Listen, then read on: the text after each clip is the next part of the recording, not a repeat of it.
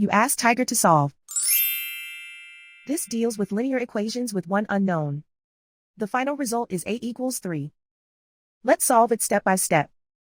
Simplify the expression. Expand the parentheses. Simplify the arithmetic. Group all constants on the right side of the equation. Subtract 240 from both sides.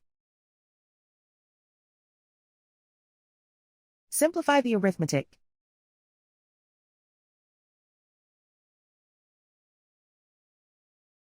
Isolate the a.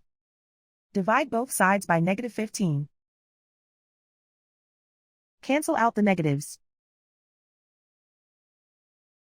Simplify the fraction. Cancel out the negatives. Find the greatest common factor of the numerator and denominator. Factor out and cancel the greatest common factor. And so the final result is a=3.